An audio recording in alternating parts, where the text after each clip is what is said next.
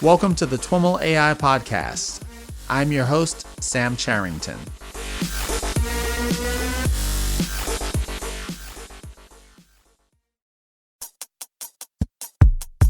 Did you miss TWIMLCon AI platforms? If so, you'll definitely want to check out our TWIMLCon video packages. Featuring over 25 sessions discussing expert perspectives on ML and AI at scale and in production, you'll hear from industry leaders such as Facebook, Levi's, Zappos, and more about their experiences automating, accelerating, and scaling machine learning and AI.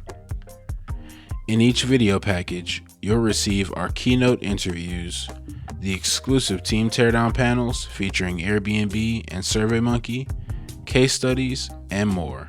Over 13 hours of footage.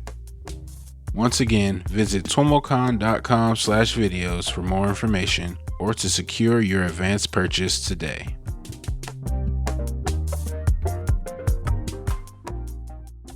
Alrighty, everyone. I am on the line with Xavier Amatriain. Xavier is the co-founder and CTO of Curai. Xavier, welcome back to the TWIML AI podcast. Yeah, thanks for having me, Sam. So for those that don't recognize the name, Xavier was actually our third guest after switching to the interview format. So this was over 3 years ago, and so much has happened for both of us. We last had an opportunity to catch up at the AWS Remars conference. When was that? Back in June or so? And I thought it makes sense to get Xavier back on the show to get a little bit of an update as to what he's been up to. So when we last spoke to Xavier, he was leading the engineering team at Curai, doing a ton of work on recommendation systems and other machine learning use cases. Prior to that, he led the machine learning algorithms team at Netflix. And again, he's currently the co-founder of Curai, a startup in the healthcare AI space. Xavier, why don't we just jump right in and have you bring us up to date on Curai and what you're up to there? Sure. So Curai, we are using state-of-the-art AI and machine learning for a very big and bold mission, which is to basically bring the world's best healthcare to everyone. And of course, that is, as I said, a very bold and very big mission. And we are making it concrete by basically focusing first on primary care. So we want to bring the cost down of providing best quality healthcare to everyone by using AI and machine learning to bring it down to a place where it can be affordable and it can be scalable, and everyone in the world who has a phone can have sort of like primary care in a very convenient, accessible, and affordable way. And so when you're talking about allowing people to use their phones for primary care, are we talking about like turning your phone into a tricorder, or are we talking about using your phone as a kind of a vehicle for accessing human physicians, or something in between, or something totally different? Yeah, it's a combination of the above, plus something slightly different. But the realization is that, you know, a lot of what can be solved in primary care in healthcare, it really boils down to having conversations between patients and physicians, and of course providing input to those conversations from different sensors and labs and other places, right?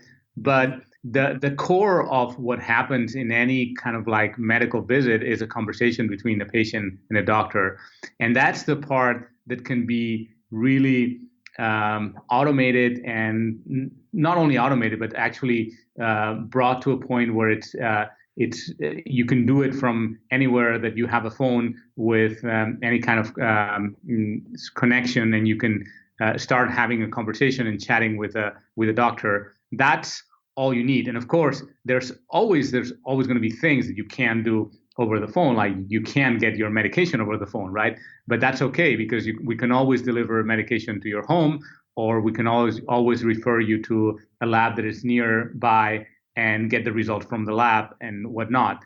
But the really key issue and the part that we're focusing on is in that conversation that happens between patients and doctors. And we have a service where we employ physicians to basically be on the other end of the line to have those conversations. And what we're doing is applying this AI and machine learning approaches to automate as much as possible this conversation so we can augment and scale the doctors. So an important piece here is we're not replacing the doctors with the AI and machine learning. What we're making them is we're giving them, I usually say we're giving them superpowers that instead of being able to see, say, 100 patients a day, they'll be able to see 10,000 of the conversations, and most of the easy stuff will be handled by the AI and machine learning, and they'll be able to focus only in the places that they're needed the most. Is 100 patients a day a typical metric for a practicing physician? It really depends. In primary care, the numbers are roughly about, the average is, I think, 12 minutes per patient. So you can, it depends on what the working hours are for doctors. That's actually, that's in the US. Okay. There are other places like India, for example, where it's much less than that, and doctors can see way more than 100 patients in a day, and the reality is that they're not even seeing them. The nurses are taking care of them before they get to see the doctor, but they count as having seen the doctor. So it's but you can imagine that a doctor with 15 minutes or less to see a patient and to remember, first of all, the history of the patient, what's going on, ask the right questions, get the right answers, remember everything they know about medical school, and come up with a diagnosis and come up with a recommendation. It's really hard for any human being to do that at that rate, right? And of course, there's a lot of mistakes and a lot of things that happen because of this. What we're trying to do is say, hey, hand that off as much as possible to the algorithms and the machines, and then make sure that when the doctor comes in, they come at the right time, and they come at the point where they have all that information laid out for them, and they can verify the decisions and make sure that they're saying the right thing. And at the same time, that's what we mean by augmenting, right? The doctors. We are, of course, giving them information that is state of the art and based on real science, and they can get that information in a way that they can parse it and they can say, okay, yeah, this is the right decision. I agree. Instead of sort of like having to deal with all the messiness of gathering that information, parsing it, remembering things, going through the electronic health record, and then making a decision, all of that in less than 15 minutes, right? Now, there are aspects of this that sound very much like, from the kind of technology I'd expect to see, like other conversational agents, where you've got some back-end resource or team that you want to optimize the use of their time and allow some AI system to handle the kind of easy responses. I've got to imagine that things get a lot more complicated and messier, different, certainly more important in the healthcare side of things. Can you talk about some of the unique challenges associated with applying this kind of technology in healthcare? Yeah, definitely. There's a lot of challenges, and you're right. You could think that the typical approach to dialogue systems and all the advances that we're having recently on this kind of chatbots and things like transformers and BERT and GPT-2s and things like that are useful, and they are. I mean, we are using all of the above in different ways.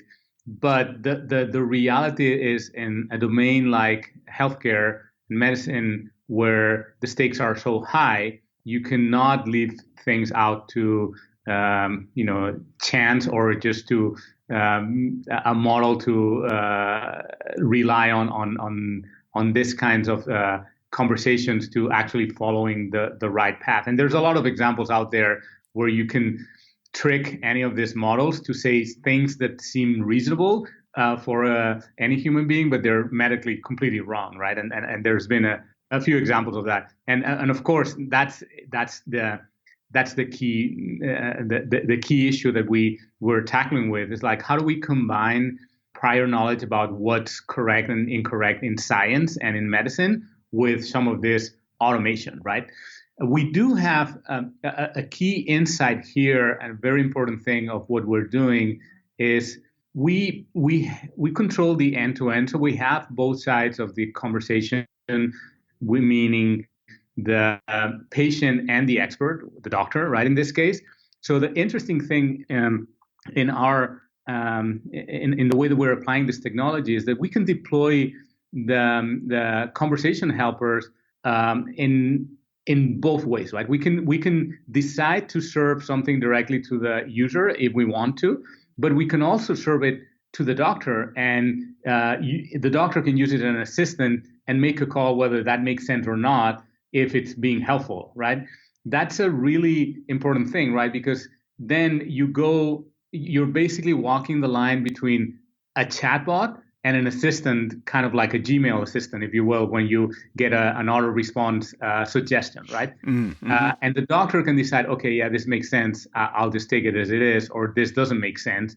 But they're still sort of like making sure that that's medically correct. And at the same time, we are getting training data on how our model, the model that we're building, are accurate or not, and in what way they are or not. We have actually an upcoming publication in one of the workshops at NeurIPS, which basically talks about this: how to constrain the flexibility of this sort of like deep neural dialogue systems with expert feedback in order to make sure that the information is accurate for a domain, particularly in medicine in this case. So we need to combine the best of both worlds. And by the way, we do the same thing in other parts of our modeling strategies, like diagnosis. In diagnosis, we're also combining expert systems, which is old school AI, with deep learning. And I think you cannot rely 100% on any of the two, but you could get much better if you combine those two strategies in some smart ways, which I think it's a key insight for medicine, but it's also something that will happen, and it's being advocated for by many people in machine learning in general, right? It's like you can't blindly trust models that come only from the data with no prior knowledge or some form of knowledge constraints. And a lot of people are trying to figure out, like, how do you combine those two things, right? How do you combine all the power you get from models that are basically just being trained from lots and lots of data with knowledge that we have, and structuring that knowledge in some form of prior into the models? Right. That is a theme that continues to recur here on the podcast and in my conversations. One interesting thought there is, certainly on the probabilistic side, we've benefited from a huge recent explosion in available tools and algorithms and the like. You've mentioned a bunch of those already, BERT, et cetera. And, we've got tools like TensorFlow and PyTorch and many, many, many others. Whereas expert systems, we think of as kind of a throwback to pre-winter, AI. And I can't think of, not being deep in that space, I can't think of kind of what the leading open source expert system software might be. Is there a tools ecosystem there, or is it, are people building, when people have this realization that they need both and not one or the other, are they kind of building it from scratch? Yeah, I don't think there is such a thing. I don't think there's an expert system component for TensorFlow or PyTorch. Or should So there be? Does that make sense? Would something like that have benefited you, or is it, it basically just kind of rules that we know how to code them because, it's not probabilistic? not really. Well, I mean, and by the way, they can be probabilistic, right? At the end of the day, what you have with these expert systems is a graph, and then you can do probabilistic inference on the graph, and you can do different things on that graph. So Mm-hmm. basically, I'm thinking a generic tool for expert systems would be rather simple in the sense that all you need is a way to represent sort of like graphs and make inferences on those graphs. So it wouldn't be that complicated to sort of like have a component for TensorFlow or for PyTorch that basically does that for you. So the key thing here is those expert systems rely a lot still on sort of like manual labor. And just to give you an example, in the case of some of the expert systems we're using some that have been developed for over 50 years, right? So there's a couple of expert systems for medical diagnosis that go back 50 years, and we're using both of them actually. And interestingly, there's a lot of knowledge in there, right? You can think about 50 years of a bunch of hundreds of really well-trained physicians encoding knowledge and information about medicine in a graph, right? Mm-hmm. And that's really valuable, and it's really something that if you can then inject it into any learning system, you get a lot from it, right? To your question, there's no tooling for that. On the other hand, you can do interesting things like one of the things we've done is use this expert systems as basically a data generator to generate synthetic data and train deep learning models from the data that is generated from the expert system, right? That's an example of something that I think is very useful and really, really valuable, because then you can even merge synthetic data with natural data, and you can tweak it in ways that you can learn a model that actually now has some prior knowledge that has been injected in the form of ground truth data, so to speak. Can you speak to that particular point in a little bit more detail? Yeah, sure. Okay, so in this case, the thought process was like that, right? Like we know that if we have very good data and we train a deep learning neural net, we could get sort of like a really high accurate diagnosis system. The reality is that high quality data does not exist. If you go to electronic health records, which we have used ourselves, I mean, we have a project with Stanford where we have been working with them on using the electronic health records, and this has been something that others have done, like Google and DeepMind, and you name it. It's like learning predictive models from electronic health records. Electronic health records, the data quality is really, really poor. Notoriously so. Yes. And there's a lot of reason for it, but one of it is, they weren't designed for the purpose of diagnosis. They were designed for the purpose of billing and to make sure the insurance companies got their money back. So there's a ton of issues with them. But again, that data is valuable. It's not like it's totally noise. There is something in it. So how can you generate some kind of data that is more solid and sort of like can treat more as a ground truth?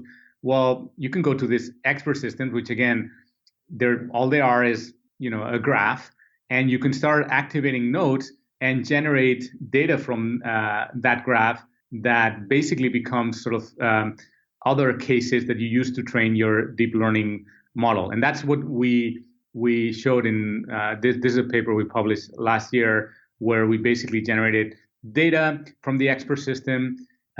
We injected noise to that data because an interesting and important thing is you want to train a model that is robust to noise, right? The problem with expert systems, one of the problems, is that they're not capable of dealing with noise.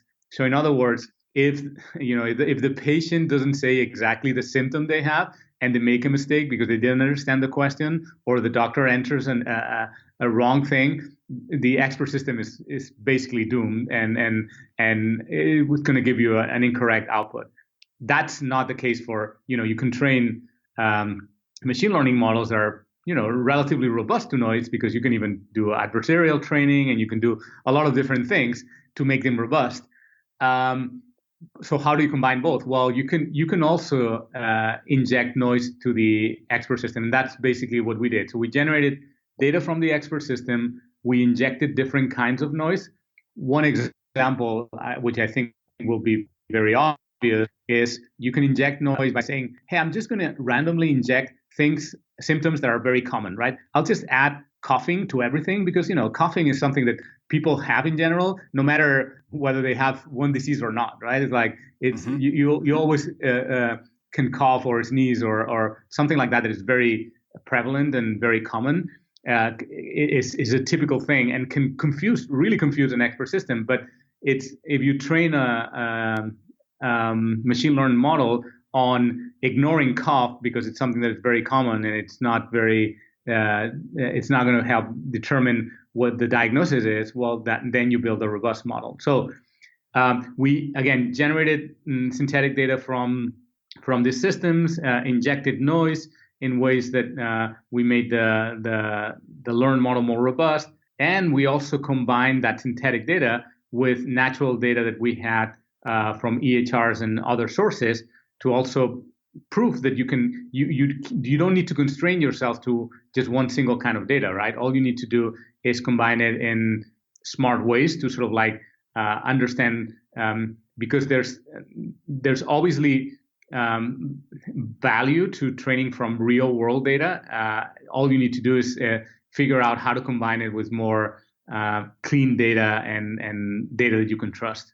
You mentioned this kind of injecting noise via adding symptoms that are frequently recurring. What are some other examples of the kind of noise that you're injecting? And then more broadly, how do you quantify the value of this synthetic data in building out your models?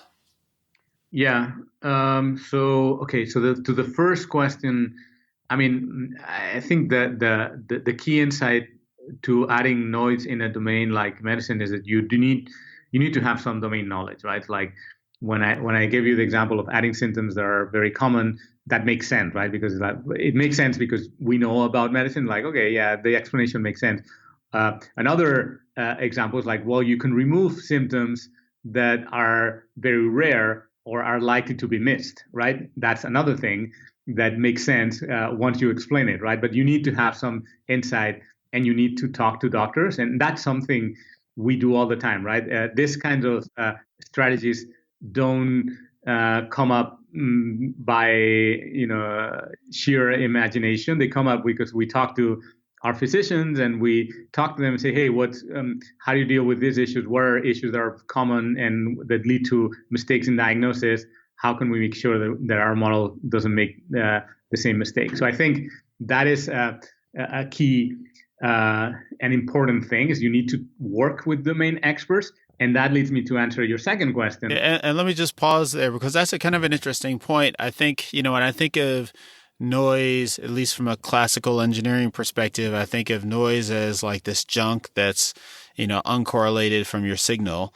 But what you're suggesting is that at least when you're creating synthetic data, your noise needs to be correlated with your actual noise that you need to expect. You can't just have, purely random noise because that won't help your model. Yeah, that's pretty much it.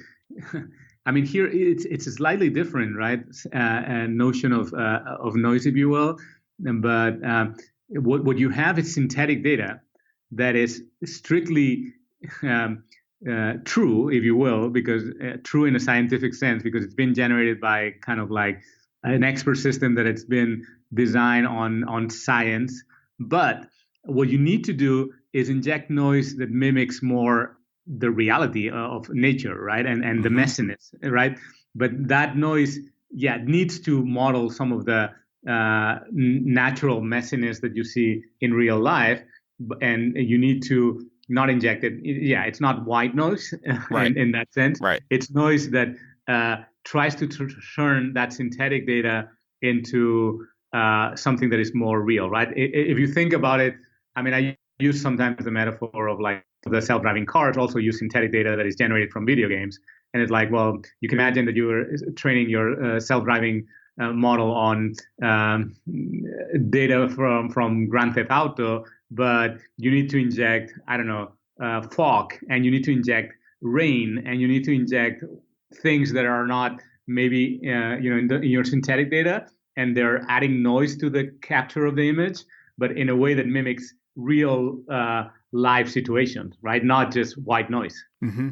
In that sense, it's a bit like the concept of domain adaptation. Yeah, I mean, you could consider it that for sure, and that's another. It is a very important. I mean, domain adaptation in itself. I mean, we could go into that. It's another important thing that you need to do in many cases because, and yeah, you're right. It could be seen as that, right? Because sometimes you are training on ideal data, but then you're going to be faced with real life data that it's going to have to be interpreted in the context of the ideal data that you use for training. So yeah, it is. Yeah.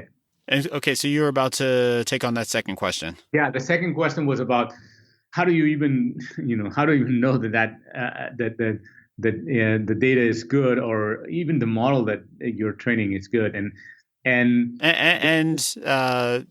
beyond that, the relative advantage of how do you compare with and without using the synthetic data? Is it a training time, or is it a accuracy, or some combination of all these things? It's mostly about accuracy, right?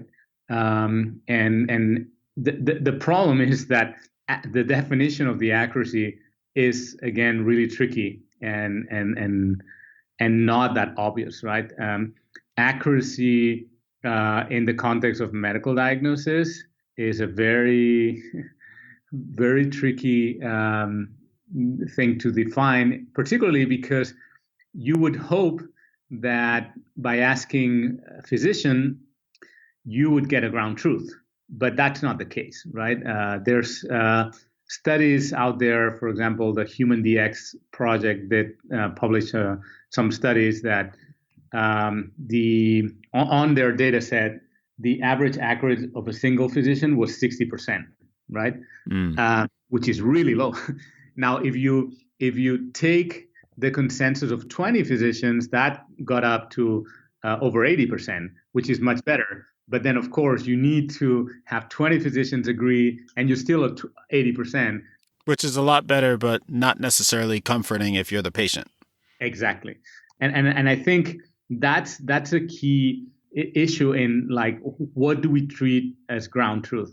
So in our case, we use a combination of a lot of things. We use a combination of sort of like publicly known data sets, which there's not that many, unfortunately, for this domain, and they're just a few what's called medical vignettes that you can use to evaluate. We also use our own physicians to QA, and we make sure that we have sort of like several of them agreeing on the cases, so we know that we're right.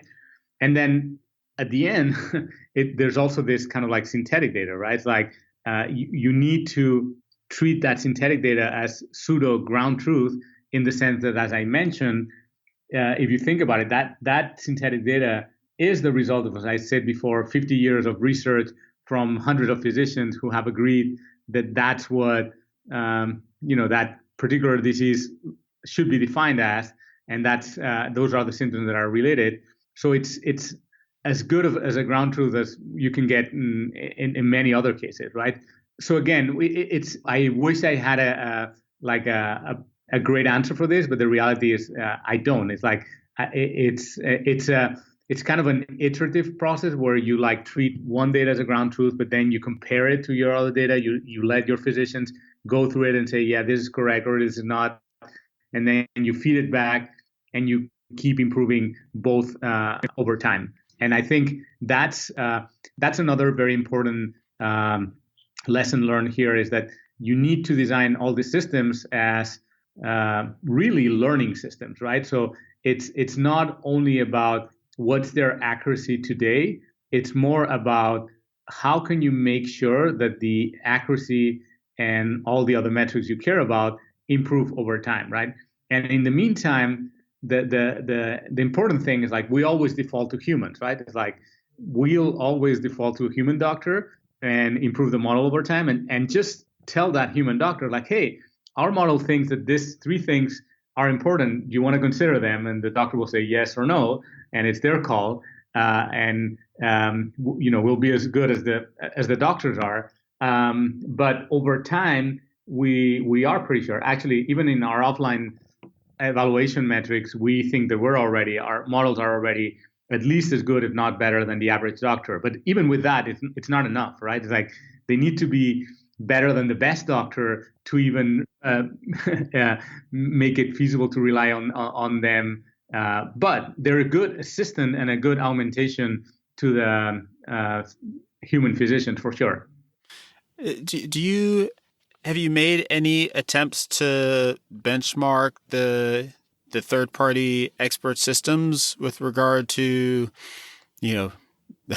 some elusive metric around accuracy or I guess the thought is that, even if we were confident that each of the elements in this expert system, was vetted by the 20 doctors or whatever required to, have a consensus that, has some sufficient level of accuracy. Medical perspectives have changed significantly over 50 years. I don't know the extent to which this is tracked in this expert system, but, there are diagnostic practices that apply not equally across different groups of patients. So you have all the potential for all kinds of biases within a data set like that. Have you made any attempt at kind of evaluating that? I mean, we are constantly evaluating that with our data, but it's really hard to come up with something that I would dare to publish, right? Because it's the problem is the same. It's like there is no ground truth. There's a couple of papers on evaluating different systems and different online symptom checkers, and those are the ones that everyone is using as sort of like the benchmark. And there's a paper by Semigram on evaluating symptom checkers, and there's some medical vignettes that she published, which are commonly used by a bunch of people, including some like Babylon in the UK and so on, where they publish things like, well, we use these vignettes because that's all we have that at least is commonly available and you can benchmark against. Yeah. But they're far from, something that it's that you could consider sort of like has good coverage of medical conditions and you can trust as being comparable. But that being said, again, I think that the reality is, as harsh as it may sound, it's not too hard to be better than the average physician. But again, that's not enough. That's not convincing. Like if I told you like, oh, I can build a self-driving car that is better than the average teenage driver, would you be okay? Like, well, probably not. It's like, right. Because the average teenage driver is not somebody I would trust on an automated driving machine. So I think here it's pretty much the same. It's not about being better than the average doctor. It's about being better than the best doctor and being able to augment and always sort of like fall back on humans. And I think that's exactly, I like that comparison to self-driving cars a lot, because I think what we're trying to build is not a completely autonomous vehicle, right? What we're trying to build is AI automation as an assistant to the driver, just like many cars do right now. But in this case, the driver is an expert who is a physician. One more question for you. You mentioned earlier that among the techniques that you're relying on, you do make some use of transformers, BERT, GPT-2, that kind of thing. How does that play out in what you're building? That plays out in many different ways.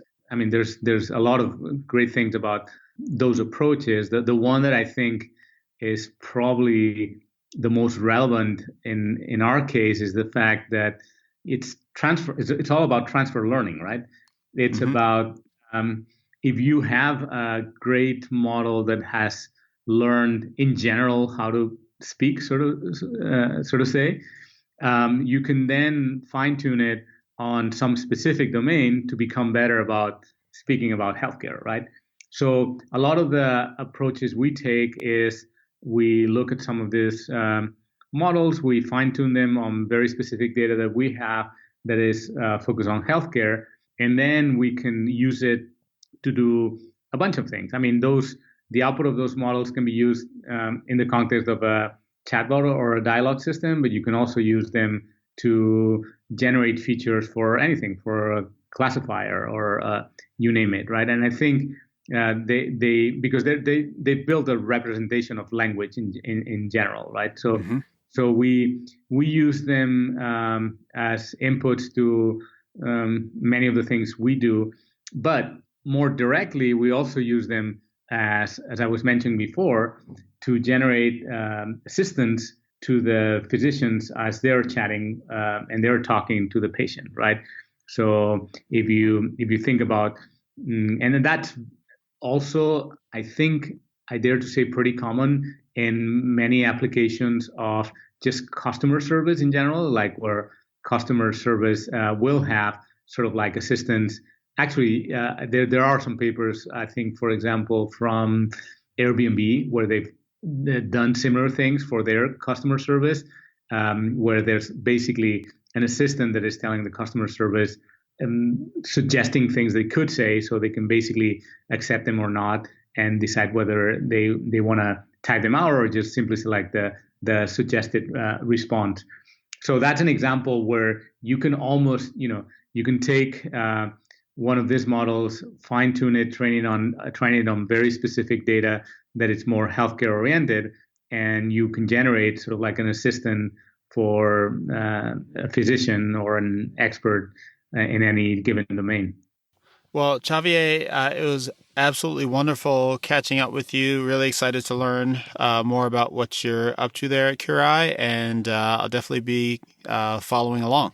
Okay, yeah, great. I would say that many of these things that we've have mentioned, we are publishing, and we have, I think, 4 papers in this machine learning for healthcare workshop at NeurIPS. And if people are interested in following up on some of the details of how we use this transformer models, or how do we do diagnosis and so on, that's all. I mean, they can go to archive and find more details on some of this techniques and how we're using them in trying to solve sort of like this huge healthcare problem, access. So, yeah. Fantastic. We'll include some links to those papers on archive in the show notes. Great. So great talking to you. Thank you. That's our show for today. To learn more about today's show, visit twimlai.com/shows. Once again, if you missed TWIMLCon or want to share what you learned with your team, be sure to visit twimlcon.com/videos for more information about TWIMLCon video packages. Thanks so much for listening. Peace.